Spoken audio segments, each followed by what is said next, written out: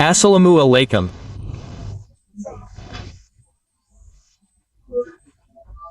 Dear viewers, you know that yesterday, Friday night, in front of the Jatiya Party office, there was a major clash between Jatiya Party leaders and activists and the Ganadakar Parishad leaders and activists.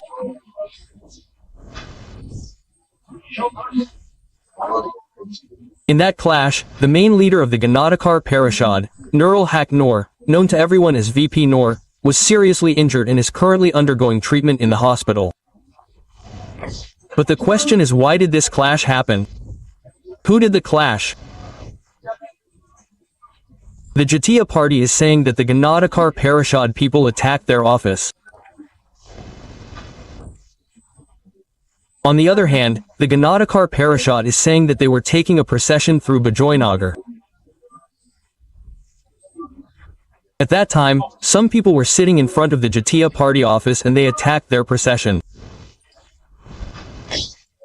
Now, which of these is true or false, we may not be able to say at this moment when we were not there. But the reality is that the attack happened. And the more reality is that the incident happened there twice. Once in the evening. The second time, the attack happened in front of the Jatiya Party office. The people left during the first mass protest. Later they came again, and in the reports I read in various newspapers, I saw that when the second round came, they gave everyone 10 minutes to calm down the whole thing while the army went. They especially told the people of the Mass Rights Council that they were given 10 minutes to leave. But then they were heavily lathi charged when they did not leave. As far as I saw in the video, Nurul Haq Noor was being beaten.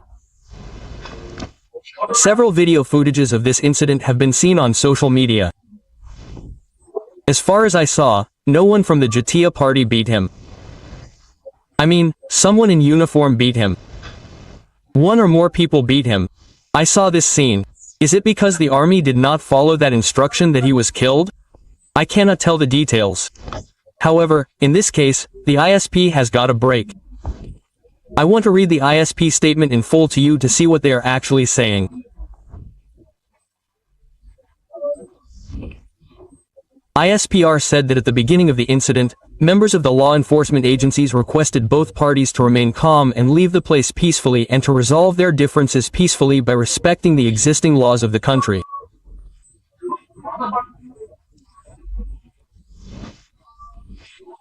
However, despite repeated requests, some leaders and activists ignored them and tried to destabilize the situation through mob violence.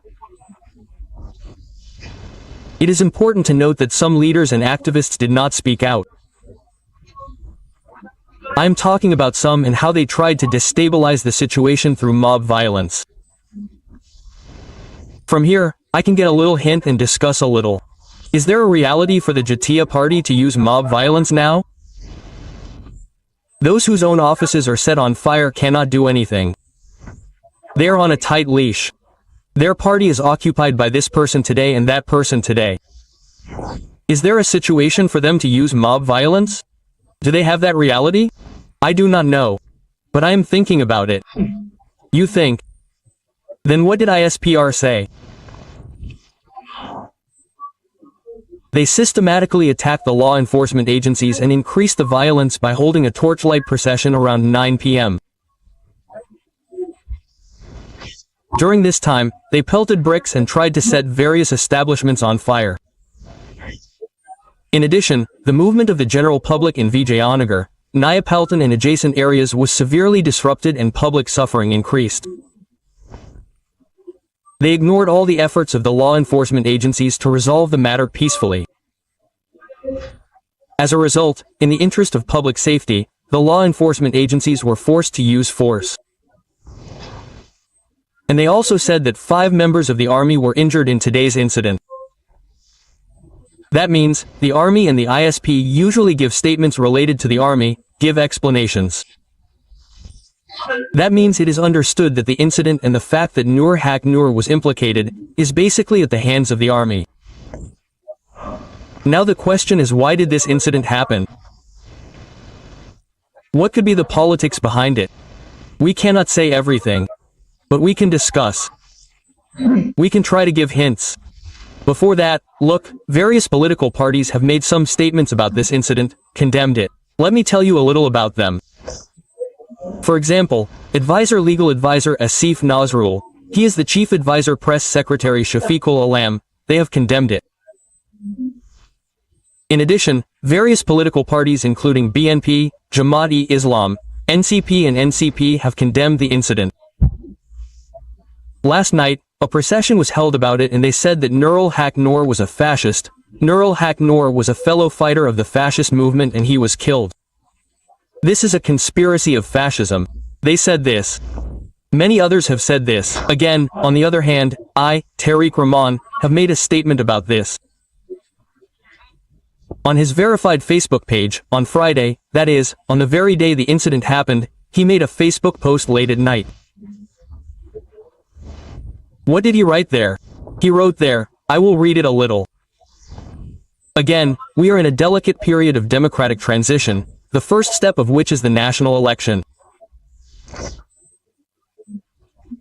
Collectively, we need to ensure that destabilizing events like today do not spread and that our progress on the path of democracy is not hindered. Look at Tariq Rahman's concern. One thing is very important in this concern.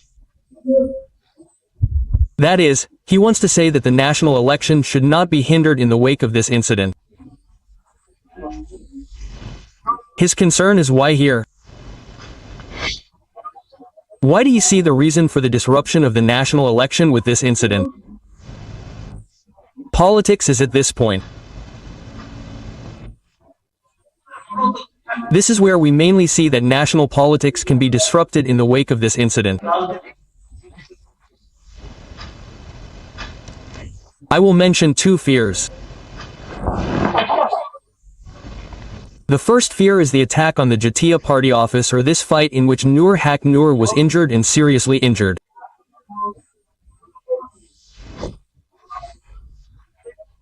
This incident, in the wake of this incident, a big debate can arise here as to whether there is an election environment in the country at all. This topic can come up. If there is not, then the election can be postponed again. The fear that Tariq Rahman understood and mentioned. This is one thing.